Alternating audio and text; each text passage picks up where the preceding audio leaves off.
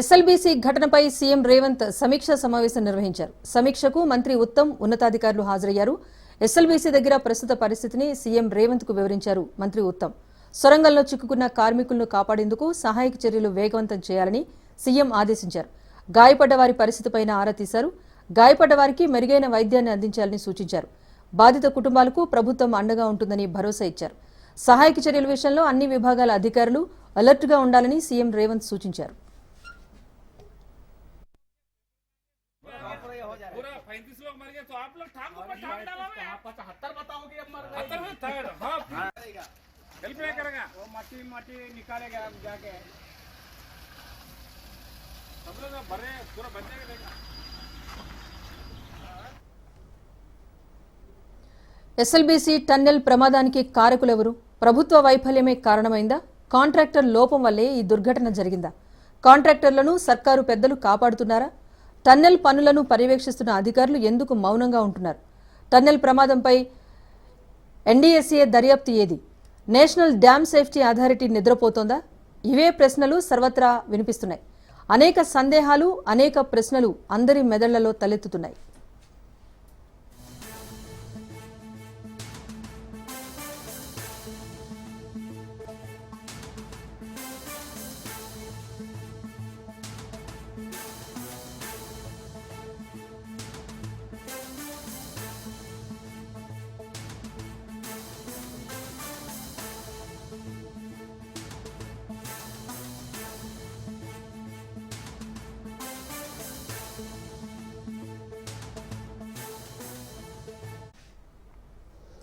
నాగర్ కర్నూల్ జిల్లాలోని దోమలపెంట సమీపంలో SLBC tunnel వద్ద ప్రమాదం చోటు చేసుకుంది. ఎడమవైపు టన్నెల్ 14వ కిలోమీటర్ వద్ద పైకప్పు కూలి మట్టి పెళ్లలు విరిగిపడ్డాయి.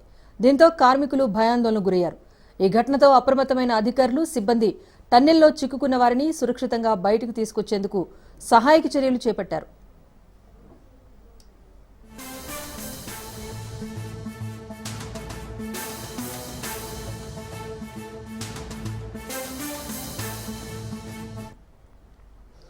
సుంకిశాలలో రిటైనింగ్ వాల్ కుప్పకూలిన ఘటన మరొక ముందే రాష్ట్రంలో మరో దుర్ఘటన జరగటం కాంగ్రెస్ సర్కారు వైఫల్యానికి నిదర్శనమని విమర్శించారు బీఆర్ఎస్ లీడర్లు. కాంట్రాక్టర్లతో కుమ్మక్కై కమిషన్ల వేటలో పర్యవేక్షణ గాలికి వదిలేయటం, నాణ్యతా ప్రమాణాల విషయంలో పూర్తిగా రాజీ పట్టడం వల్లే ఇలాంటి వరుస సంఘటనలు జరుగుతున్నాయని కేటీఆర్ ఆరోపించారు.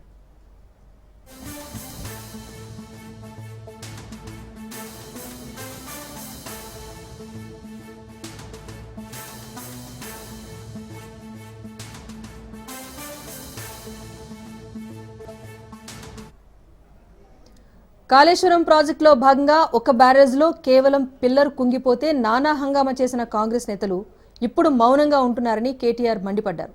కాంగ్రెస్ ప్రభుత్వ హయాంలో జరుగుతున్న వరుస వైఫల్యాలపై ఇప్పుడేమంటారు అంటూ ఆయన ప్రశ్నించారు. సుంకిశాల ప్రమాదంలో కాంట్రాక్టర్ను కాపాడేందుకు వాస్తవాలు దాచిపెట్టిన ప్రభుత్వం కనీసం ఎస్ఎల్బీసీ ఘటనపైనైనా పారదర్శకంగా దర్యాప్తు జరిపి ప్రమాదానికి గల కారణాలను బయటపెట్టాలని ప్రభుత్వాన్ని డిమాండ్ చేశారు.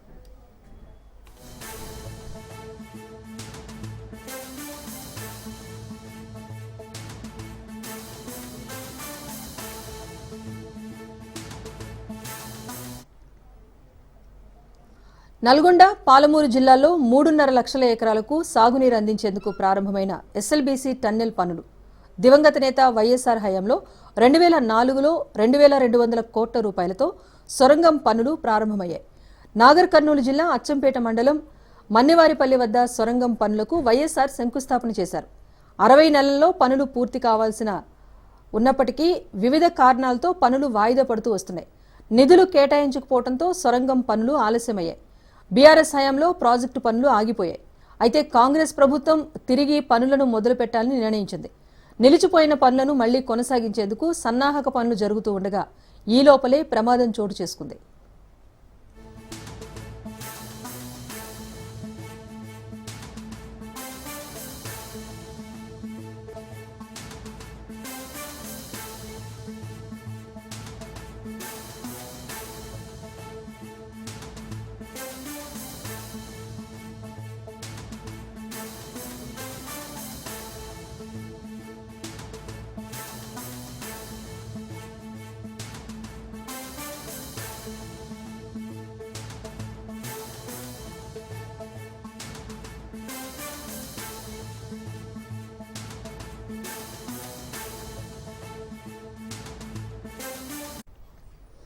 నల్లగొండ పాలమూరు జిల్లాల్లో 3.5 లక్షల ఎకరాలకు సాగునీరు అందించేందుకు ప్రారంభమైన ఎస్ఎల్బీసీ టన్నెల్ పనులవి.